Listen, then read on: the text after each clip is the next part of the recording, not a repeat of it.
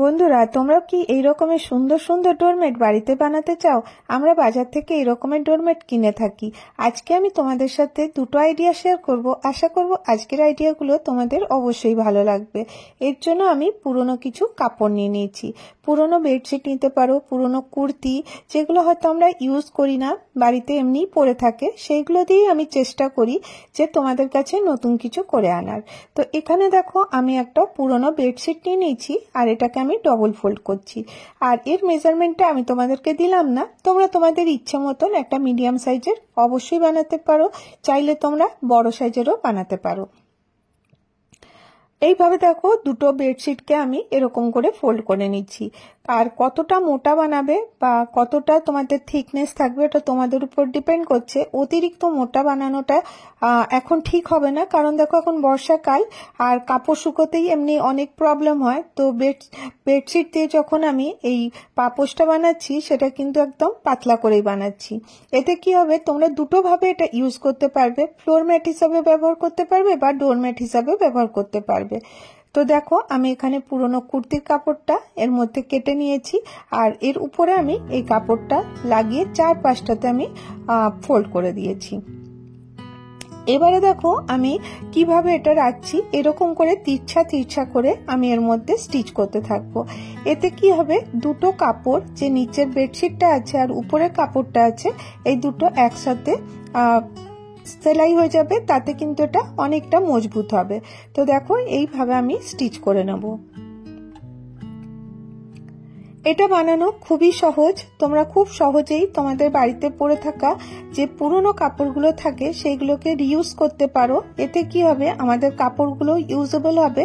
আর অনেক পুরনো কাপড় থাকে যেগুলো হয়তো আমরা কাউকে দিতেও পারবো না। তো দেখো, এরকম করে আমি এর মধ্যে লাইন করে নেব পুরোটাতে। তো দেখো, লাইনটা পুরো করে নিয়েছি। এবারে এটা এরকমের হয়েছে। কতটা সফট তোমরা যখন বানাবে তখনই বুঝতে পারবে। এবার দেখো, আমার কাছে আর একটা পুরনো কুর্তি ছিল, এই কুর্তিটাকেও আমি এরকম করে কেটে নিচ্ছি। এখান থেকে দেখো, পাতলা পাতলা স্ট্রিপ আমি কাট করছি। তো তোমরা তোমাদের ইচ্ছে মতন এটা মোটা পাতলা স্ট্রিপ করে নিতে পারো। তো দেখো, আমি এখান থেকে 1 থেকে 1.5 ইঞ্চি পর্যন্ত কাপড় এরকম করে কেটে নিচ্ছি। কোনো মেজারমেন্ট নিয়ে আন্দাজ মতনই কিন্তু এটা করছি। এবার দেখো, অনেকগুলো স্ট্রিপ কেটে নিয়েছি। এবারে এই জিনিসটাকে এই রকম ভাবে রাখতে হবে। দেখো, সোজা দিকটা কিন্তু নিচের দিকে আছে, উল্টো দিকটা উপরের দিকে আছে। আর এইভাবে আমি পুরোটার মধ্যে লাগিয়ে দেবো। তো কিভাবে লাগাচ্ছি চলো তোমাদেরকে মেশিনে দেখিয়ে দিই কিভাবে এটাকে লাগানো হচ্ছে। এরকম করে ধরবো, একটু ডবল ফোল্ড করে নেব আর এই সাইড থেকে এটাকে এরকম করে একটু একটু করে ফ্রিল দিতে থাকবো।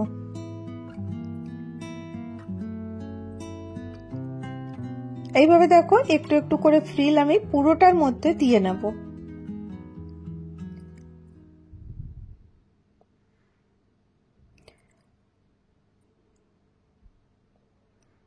যখন এটা টার্ন করবে তখন একটুখানি এরকম করে গোল করে ঘুরিয়ে তারপরে আবার একটা কাপড় এইভাবে জয়েন করে দেবে। তো দেখো, এরকম করে এটা যখন আমি এরকম খুলে দেব তখন এর ফ্রিলগুলো একদম সোজা হয়ে যাবে। তাতে কি হবে, তোমাদের সেলাইটাও বোঝা যাবে না আর ফিনিশিংটাও কিন্তু খুব সুন্দর হবে। এবার দেখো, এই যে লাইনগুলো করে রেখেছি এরকম, এটার থেকে আবার বরফি বরফিও করে নিতে পারো। আমি এরকমই রেখেছি, এমনি দেখতে ভালো লাগছিল। তো দেখো, এটা তোমরা এইভাবে অবশ্যই ব্যবহার করতে পারো। বা এটা আরেকটা ভাবেও তোমাদেরকে আমি দেখিয়ে দিচ্ছি কিভাবে এটা আরেকটু ডিজাইনটা চেঞ্জ করতে পারবে। কিছুই না, এর জন্য আমি এরকম করে দেখো এখানে মেশিনের কাছে চলে এসেছি। আর এই যে গ্রিন কালার কাপড়টা ছিল ওটারই আমি কিছু ফ্রিল এখানে এইভাবে লাগিয়ে দিচ্ছি। এতে দেখো, এটা দেখতে কিন্তু আরো সুন্দর হবে। তোমরা তোমাদের ইচ্ছে মতন এটা ব্যবহার করতে পারো, এইভাবেই ছেড়ে দিতে পারো বা এরকম করে আবার ফ্রিল লাগিয়ে নিতে পারো। তো যতটা তোমরা ডেকোরেশন করবে জিনিসটা কিন্তু অতটাই সুন্দর হবে দেখতে।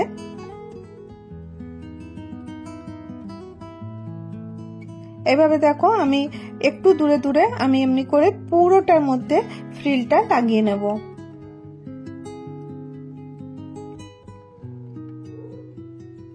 এইভাবে করে দেখো, অনেক সুন্দর লাগবে। তোমাদের বাড়িতে তো অনেক পুরনো কাপড় থাকবে, মিক্স অ্যান্ড ম্যাচ করে যতটা সুন্দর করে তোমরা কালার কম্বিনেশনটা করবে, জিনিসটা দেখতে কিন্তু অনেকটা সুন্দর হবে। তো দেখো এরকম করে আমি পুরোটার মধ্যে ফ্রিল 1 ইঞ্চি 1.5 ইঞ্চি ছেড়ে ছেড়ে পুরোটা এইভাবে কভার করে নেব।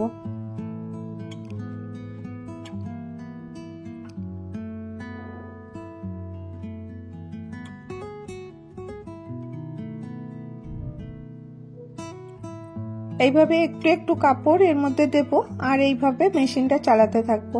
দেখবে 10 থেকে 15 মিনিটের মধ্যে কিন্তু তোমরা এটা ইজিলি তৈরি করে নিতে পারছো। কারণ দেখো এটাতে কোনো ঝামেলা কোনো নেই, কোনো কিছু করার দরকার নেই, কোনো বেনুনি করার দরকার নেই, কোনো কিছু করার দরকার নেই। ইজিলি এটা তোমরা বানিয়ে নিতে পারবে।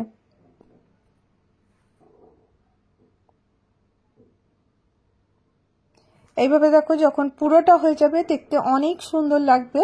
আর তোমরা চাইলে আবার ক্রস ক্রসও করেও কিন্তু আবার দিতে পারো, তাহলেও কিন্তু আরো সুন্দর লাগবে। কিন্তু অনেক ঘিচঘিচ হয়ে যেত বলে আমি আর দিলাম না, এমনি খোলা খোলাই এটা দেখতে ভালো লাগছিল।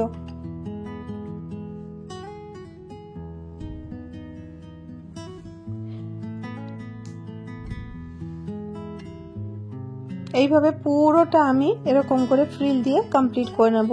আর লাস্টে এখানে যতটা বেঁচে থাকবে সেটা আমি কেটে বাদ দিয়ে দেবো। তো দেখো কতটা সহজ, যে কোনো মানুষই এটা করে নিতে পারবে। আর এটা বানানো কোনো কঠিন না। আর দেখো কতটা সুন্দর এর লুকটা হয়েছে। তো এবার তোমরা এটা ইজিলি ব্যবহার করতে পারো। তোমাদেরকে বললাম ফ্লোর ম্যাট হিসাবে ব্যবহার করতে পারো বা ডোর ম্যাট হিসাবেও ব্যবহার করতে পারবে। তো এইভাবে এখানে দেখো আর একটুখানি জায়গা ছিল, সেটা তো আমি এটা লাগিয়ে নিলাম। ফাইনাল লুকটা দেখো কিরকম লাগছে। আশা করি ছোট্ট আইডিয়াটা ভালো লেগে থাকবে। এবারে চলো নেক্সট আইডিয়ায় চলে আসি। এখানে আমি একটা কাপড়ের টুকরো নিয়ে নিয়েছি, এখানে নিয়ে নিয়েছি রাইস ব্যাগ, আর এখানে নিয়েছি লাইলিনের একটা কাপড়। একটা ছোট টুকরো কাপড় গোল্ডেন কালারের ছিল, তো ভাবলাম তোমাদের সাথে আজকে এই আইডিয়াটাও শেয়ার করি। তো এইভাবে দেখো 4-5টা আমি সেলাই করে নেবো। তাতে কি হবে, এখানে প্রথমে আমি বল পিন লাগিয়ে দিচ্ছি, আর 4-5টা কুইলিং করে নেওয়ার পরে দেখো এক্সট্রা যে কাপড়গুলো আছে সেগুলোকে আমি কেটে বাদ দিয়ে দিচ্ছি। তোমরা এটা ছোট বড় বিভিন্ন সাইজের করতে পারো। তো দেখো এখান থেকে এটা হয়েছে 12 ইঞ্চি, আর এখান থেকে এটা হচ্ছে 25 ইঞ্চি। তো এরকম করে তোমরা তোমাদের হিসাব মতন ছোট বড় অবশ্যই করতে পারবে। এখানে আমি নিয়ে নিচ্ছি একটা জিপ যেটা মার্কেটে ইজিলি পাওয়া যায়, রেডিমেড জিপই আমি এখানে ব্যবহার করছি। তো দেখো জিপটা একটু ছোট হয়ে গেছে, সেই জন্য আমি এখানে কাপড় জয়েন করব। এই গোল্ডেন কালারের কাপড় থেকেই 2 পিস কাপড় আমি কেটে নিয়েছিলাম। এবার দেখো জিপটা এখানটাতে একটুখানি জিপটা লাগিয়ে দিলাম। আর এই যে এইভাবে কাপড়টাকে উপরে এইভাবে রাখবো, যে দিকটাতে রানারটা আছে আর অপর দিকটাতে এরকম করে জাস্ট খালি এইভাবে লাগিয়ে দেবো। লাগিয়ে দিয়ে এর যে এক্সট্রা কাপড় আছে সেটাকে আমি কেটে দেবো। এতে কি হবে, তোমাদের যে জিপটা লাগানো হবে অবশ্যই এটাও জিপটা বড় হয়ে যাবে, আর এর ফিনিশিংও খুব ভালো আসবে, আর সেলাই করতেও তোমাদের অসুবিধা হবে না। অপর পাশটাও ঠিক ওই একইভাবে আমি এটাকে এরকম করে ফোল্ড করে নেব। তো এক্সট্রা কাপড় যতটা থাকবে সেটাকে আমি এবারে কেটে বাদ দিয়ে দেবো। তো দেখো এরকম করে আমি এখানটাতে এটা সেলাই করে দেবো। চলো সেলাই করা হয়ে গেছে, এবার চলো এটাকে উল্টে নিই। উল্টা বাঁধা দেখো এখানে আমি সেলাইটা করে নিয়েছিলাম। এবার যখন এটা টার্ন করে নিলাম, এর ফিনিশিংটা কিন্তু খুব সুন্দর হলো। এতে কি হলো, তোমাদের জিপটাও বড় হয়ে গেল আর এর ফিনিশিংটাও খুব সুন্দর আসবে। তো এইভাবে দেখো এটা আমি রেডি করেছি। আর মেন কথা, এখান থেকে রানারটা আর খুলে বেরোবে না। তো এটা পুরো লক হয়ে গেল। এবারে এটাকে আমি এইভাবে রাখবো, সোজা দিকটা নিচের দিকে, উল্টো দিকটা উপরের দিকে। জাস্ট খালি এইভাবে রেখে আমি এখানে সেলাই করব। এর আগে যে কাপড়টা এক্সট্রা আছে সেটা আমি কেটে বাদ দিয়ে দিচ্ছি। এভাবে দেখো কেটে দিলাম। কেটে দেওয়ার পরে আমি এবারে এটাকে এরকম করে রাখবো। তোমরা একটু লক্ষ্য করে দেখো, তাহলেই বুঝতে পারবে। বাড়িতে অনেক ছোট ছোট কাপড়ের টুকরো থাকে আর আমাদের পাউচ অনেক দরকার হয়। তো তোমরা এরকম করে যদি করো তোমাদের অনেকটা টাকার সেভিং হবে আর একটা পাউচও রেডি হয়ে যাবে। এবার দেখো এটাকে এইভাবে নিয়ে এই যে জিপটা অপর পাশটাতে আমি এইভাবে সেলাই করে দেবো। এক পাশটা অলরেডি করে নিয়েছিলাম, অপর পাশটা এরকম করে সুন্দর করে রাখবো আর স্টিচ করে নেব। তো দেখো এবারে আমি স্টিচ করে নিয়ে চলে এসেছি। এবারে স্টিচ হয়ে গেছে, মানে দুদিকটাতে আমি বন্ধ করে দিলাম। এবার দেখো এরকম করে এটাকে ধরতে হবে, ধরে এখানে আমি মিডিল একটুখানি ছোট্ট কাট দিয়ে দিচ্ছি, এটা যাতে আমি বুঝতে পারি এটা মিডিল পার্টটা কোথায়। তো এরকমের ছোট্ট একটা কাট দিয়ে দেবে, আর দিয়ে এটাকে এরকম করে জাস্ট এইভাবে হাত দিয়ে চেপে নেবে, এরকম করে চেপে নিতে হবে। চেপে নেওয়ার পরে এখানে একটা আমি লুপ বানিয়ে রেখেছিলাম এই গোল্ডেন কালারের কাপড় দিয়ে, এটার ভেতর ঢুকিয়ে দিয়ে আর এখানটাতে দুপাশটাতে সেলাই করে নিতে হবে। এবারে বল পিনগুলো এখান থেকে বার করে দেবো। স্টিচটা কমপ্লিট হয়ে গেছে। এবার দেখো এখানে যে বল পিনগুলো আমি লাগিয়ে সেলাই করেছিলাম ওটা আবার আমি এই জায়গাটাতে লাগিয়ে নিচ্ছি। এবারে এটা লাগিয়ে নিলে কি হবে, জিনিসটা সুন্দর করে বসে যাবে। এবারে একটা মেজারমেন্ট নেব 1.5 ইঞ্চি বাই 1.5 ইঞ্চি। এখানে একটা আমি বক্স রেডি করব। জাস্ট খালি এরকম করে ধরবো আর এখানে একটা বক্স রেডি করে দেবো। চারপাশেই কিন্তু 4টা বক্স রেডি হয়ে গেছে, আর ওই একই মেজারমেন্টে আমি 4টা বক্সকে কেটে নেব। তো দেখো আমরা যখন বাজারে এই জিনিসগুলো দেখি মনে হয় কতটা কঠিন বানানো, কিন্তু যখন আমরা এটা শিখে নিই আর আমাদের অসুবিধা হয় না। তো এরকমই ছোট বড় সুন্দর সুন্দর পাউচ কিন্তু তোমরা বাড়িতেই বানাতে পারো ছোট কাপড় দিয়ে। আর দেখো এগুলো বানাবার পরে এটার লুকটা কতটা সুন্দর হবে। আর এবারে দেখো এই কাপড়টাকে আমি দুটোকে এরকম করে ধরে এখানে বল পিন লাগিয়ে দেবো।